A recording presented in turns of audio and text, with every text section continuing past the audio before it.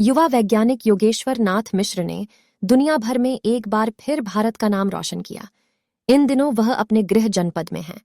खास बातचीत में उन्होंने अपने संघर्ष और सफलता की कहानी बयां की, तो वहीं युवा पीढ़ी को संदेश भी दिया। आजमगढ़ के सठियां ब्लॉक के पैकौली गांव निवासी योगेश्वर नाथ मिश्र ने युवाओं को संदेश दिया कि बिना ध्यान भटकाए अपनी शिक्षा पर ध्यान देते रहना चाहिए। एक लक्ष्य की प्राप्ति के प्रति अपने को फोकस करना चाहिए और जब तक लक्ष्य ना मिल जाए तब तक उसके लिए प्रयास पूरी लगन के साथ करना चाहिए। बाकी और जो भी अपने शौक है वह लक्ष्य प्राप्ति के बाद पूरी उम्र भर पूरा कर सकते हैं। शुरुआती 10 साल कठिन मेहनत का समय होता है। योगेश्वर नाथ मिश्र अपने संघर्षों को भी याद किया।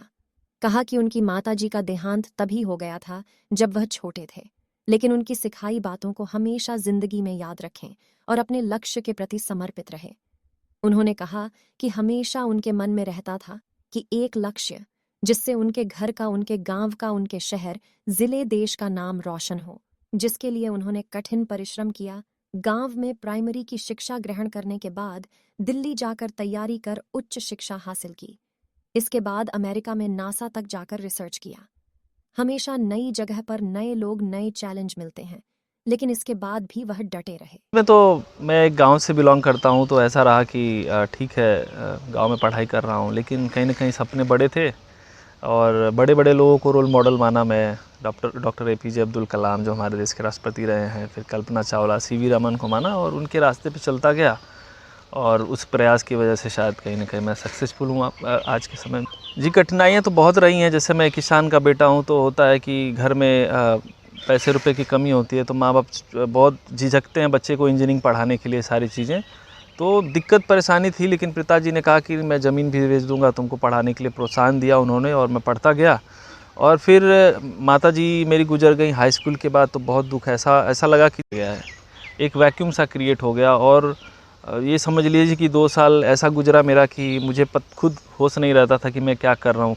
किसी तरह से पढ़ाई किया मैं, बड़ा मुश्किल वाला टाइम मैं देखा हूँ अपने। और फिर दिल्ली में भी मैंने जाके बच्चों को पढ़ाया, ट्यूशन पढ़ाया, सारी चीज़ें की।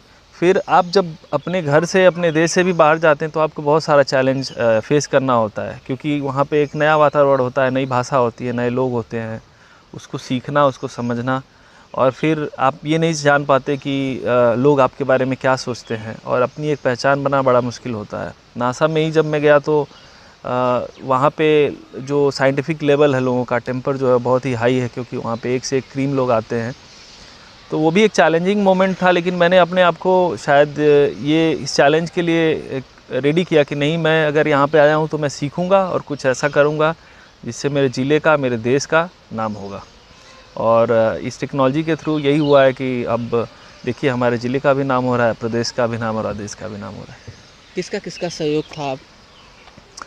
सहयोग मेरे पिताजी का, सबसे पहले माताजी का बड़ा इन्फ्लुएंस रहा है मेरे लाइफ में। माताजी ने मेरे हमेशा ज्ञान को लेके बड़ा ज़्यादा स्ट्रेस किया है मेरे लाइफ में। वो हमेशा एक चौपाई पे बहुत ज़्यादा स्ट्रेस करती थी, कहती थी कि देखा एक सीखे चाहिए। हाँ, और यही है कि कहा गया है, कहें संत मुनि वेद पुराना, नहीं कछु दुर्लभ ज्ञान समाना।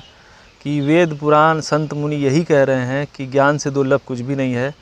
और यही चीज़ मैंने सीखी अपने लाइफ में कि आपके पास ज्ञान है तो आप सब कुछ अर्जित कर सकते हैं। और नई पीढ़ी को भी यही सलाह देना चाहता हूँ कि आप ज्ञान के पीछे जाइए, नॉलेज के पीछे जाएंगे आप, एक बार आपको यूनिक नॉलेज मिल जाएगा तो आपको सफलता ज़रूर मिलेगी।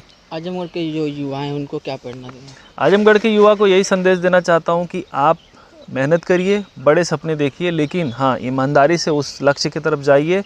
और जो भी चीज़ें आपको डिस्ट्रैक्ट करती हैं, जो भी आपके सपने के बीच में आता है, उसको छोड़ दीजिए, कहीं ना कहीं त्याग करिए। और चाहे वो मोबाइल हो गया, चाहे और सारी चीज़ें जो हैं आपको डिस्ट्रैक्ट कर रही हैं, तो आप सोच लीजिए कि आपका एक लिमिटेड पीरियड का टाइम है, उतने देर में ही आपको मेहनत करनी है। एक समय है आपका, मान लीजिए आप 10 साल से लेकर 20 साल या 22 साल तक पढ़ाई कर लीजिए, उसमें अपने आप को इन्वॉल्व करिए। और जब आप किसी लायक बन जाएंगे तो और सारी चीज़ें जो आपका इंटरेस्ट है, हॉबीज़ हैं, उसको बाद में भी परस्यू कर सकते हैं।